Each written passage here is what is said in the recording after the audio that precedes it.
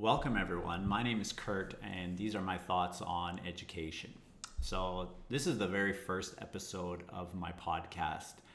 And I thought for the very first one, maybe I would introduce myself and kind of talk about what it is I'm going to do in these episodes that I'm going to create. So, first of all, my name is Kurt Bowden. I am an assistant professor at National Kaohsiung Normal University. My courses include mostly teacher training. My research is mostly about teacher training, and that's kind of where this podcast originates. Usually in class, or talking to other people in the field, or doing my own research. I always have these questions or these random thoughts, and I don't always have an output or an outlet for these ideas that pop into my head. Sometimes I get off track and I talk about them during class, but that's not always the most appropriate place to do so. And so I thought, why not just start a podcast? And that way I can use it as kind of a therapeutic approach to getting these thoughts out there, off my chest, so to speak, but maybe just give me a chance to talk about some things that I think are important or questions that I have, and then it allows me to maybe organize my thoughts a little bit, and maybe some people have the same questions as me. The purpose of this podcast is not to get rich. I'm a realist. Probably very few people will want to listen to this. But anyone who is training to be a teacher, or full-time English teachers in Taiwan, or teaching English as a foreign language, perhaps you may have some of the same questions that I do. And, this can become something that's very interactive, in that if you have questions, you can post them in the comments, and I'll be happy to discuss the topics with you. My plan right now is to do maybe 2 of these a week. They're going to be pretty short, I hope, maybe 15 to 20 minutes or so. But just like I said, I want to get my thoughts out there. And I think it's better and safer to make a podcast than it is to just talk to myself randomly in my office. So here we go. This is going to be my first episode, and the topic I want to talk about today is, are we giving students too much work? Now, this is a question that I've had for a long time. Before my time at university, I also used to teach in private cram schools in Taiwan. And then I also spent time at a private elementary school. And I've always struggled with this idea of, how much homework should I give? How much work should we do in class? How much do you push them? What's the most effective way to do this? And recently, probably over the last 2 or 3 years, in my own classes at university, let me back up a little bit. Every semester we get our evaluation from the students on the course, and also on how we teach, and just different things like that, how prepared we are. And one of the courses that I teach is called Teaching Materials and Methodology on English for Secondary School. And then the second part of that is a Teaching Practicum course with basically the same title. This is a class for juniors, and the purpose of the course is to prepare them for teaching outside of the school as English teachers. And so this course for me, I feel, is very important. And I kind of break the course down into theory and knowledge in the first semester. And then the second semester, it's a little bit more practical. I let them do teaching demonstrations. I take them to observe teachers, try to connect the ideas from what we did in the first semester to the second semester. Okay, so here we go. You're going to find this about me. I ramble on and go off topic all the time. So to bring it back to what I was talking about before, this particular course, I tend to get, let's say I have about 45 students in the class, maybe 2 or 3 students per semester say something positive, like I learned a lot, I like this part, I like that part, whatever. But they always come back to, but there are too many tasks. And so I always have this question, really, are there too many tasks? Is this particular comment coming from everyone, but they are afraid to say something? Or is it coming from, the less motivated students in our class? Or is this something that I really need to think about? And so the question that I have is, so what should students be doing in our classes? I want them to learn and prepare to be teachers. So for me, that means it should be more hands-on. They should be doing a lot of work in the classroom because they need to prepare for the real world. And so the very first question that comes up then is, what type of class should we be offering for our students? I want them to learn the knowledge, but I want them to be able to use the knowledge for more authentic purposes, which is to be a teacher, right? So the first question is, should it be more teacher-centered, where I just deliver the information and hope that they magically make that connection in their brain, and then one day when they're a teacher, they're able to remember everything? I'm not so optimistic that that is the best way. The other way is to make the class more student-centered, where they're learning through the input that they get. And the input can come from me, it can come from their classmates, it can come from their own searching.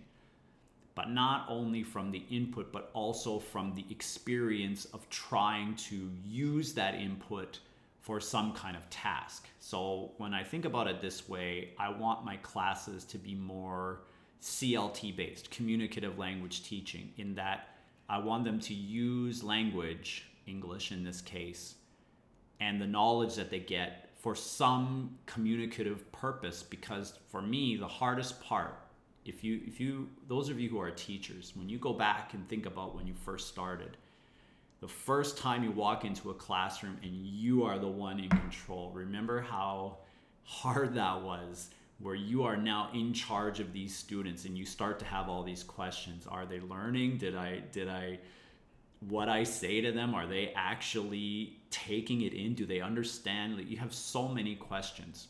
So to me, there's no amount of book reading that can prepare you for that.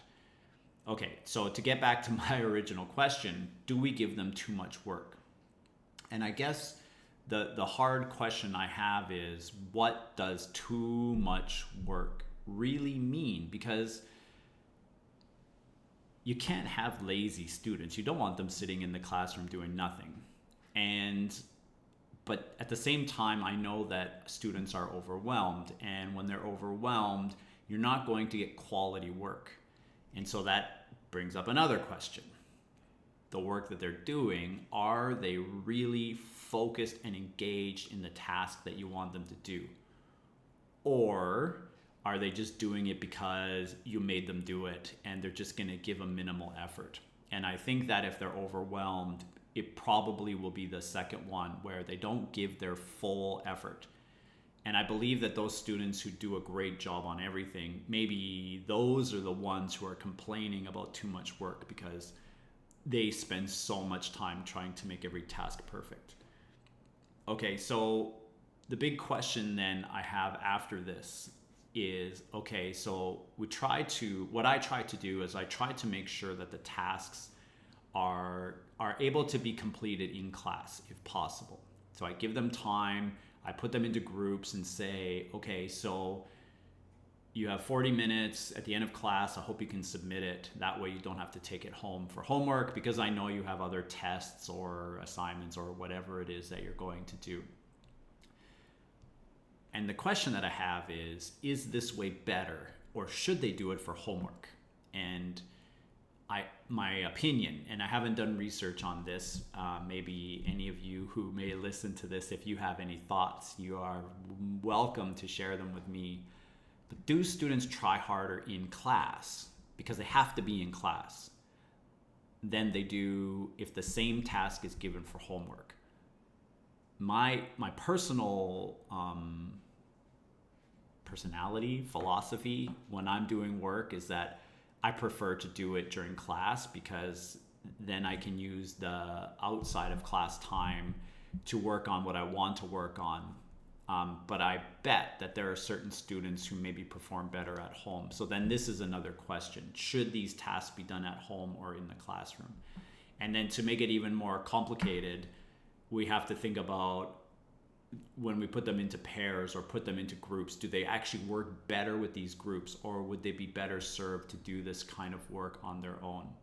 And so I've been really wrestling with this question about what does too much work look like. And I think after I've talked it out and asked these questions, I think that there is no correct answer to my question. So I've kind of been talking in circles, because some students, they need that extra push. And other students, maybe they're so independent that they can do a lot of the learning on their own time when they're motivated. And so I guess after talking it out, my suggestion would be you have to have a little bit of everything. Sometimes you need to push them more, and then maybe sometimes a little bit more flexible, pull back, give them time to breathe and digest the things that you're doing. But no matter how much work it is, I think my experience, my suggestions are, it's more important to use the class time for meaning making, especially for learning a skill that you're going to have to use outside of the classroom. So I'll compare it to some other classes that I took when I was a student. When I took history classes, I thought history was so interesting. I took a few courses on Russian history and I think Spanish history as well. And in that type of class, I was okay to sit there and listen to my professor talk for 40 minutes because I was just taking in as much information as I could. And then I'm making the meaning in my own mind, comparing it to what the world's like today, what I know of those countries today. But for a skill set, now historians don't yell at me if I'm trying to simplify your subject. I'm really not. But it's so much more knowledge based than something like teaching, because when you teach, it's not just about the knowledge. Like, you can be a very knowledgeable person about the English language, since I'm talking about teaching English. You know all of the syntax and semantics, and you can take any kind of English test and get a very high score. That doesn't mean you're a good teacher. And we see this at the university level with professors who are very smart, but maybe their skills in teaching are not as strong. So for a particular training course or subjects like this, in my opinion, you have to give students that hands-on practice where they have to show that they're able to use the knowledge that you gave them in class for real practical purposes. And I think I've answered my own question in that the tasks are very important. It can't just be the passive style of learning. Okay, anyway, so thank you for listening, those of you who may eventually watch this podcast. As I mentioned before, you can put your comments down below if you have any questions, and I'd be happy to answer them. I'm gonna, like I said, try to put 1 or 2 of these out per week and just kind of bounce around. Anytime some kind of question or thought pops into my head, maybe questions from my students and other things like that. All right, thanks for listening, everyone. These are my thoughts on education.